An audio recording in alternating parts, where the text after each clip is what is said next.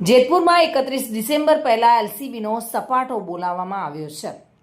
Jetpur 31 December ઉજવણી પૂર્વે રાજકોટ ગ્રામ્ય એલસીબીએ પોલીસે દારૂબંધીના કાયદાનો કડક અમલ કરાવતા જેતપુરમાં એક મોટી કાર્યવાહી પાર પાડી છે. જેતપુર ઉદ્યોગનગર પોલીસ સ્ટેશન વિસ્તારમાં આવેલા જીઆઈડીસી પાછળના ખુલ્લા મેદાનમાં દારૂનું કટિંગ ચાલી રહ્યું હતું અને ત્યારે જ પોલીસ ત્રાટકીને કુલ રૂપિયા 99,61,799ના મુદ્દામાલનો જપ્ત કર્યો છે.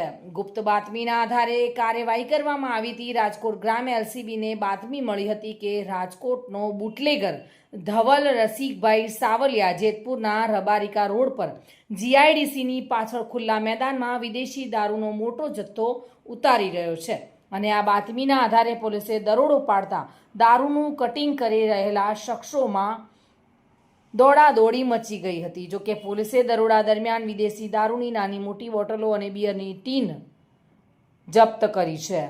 પોલીસે રૂપિયા 99,61,799નો મુદ્દામાલ કબજે કર્યો છે.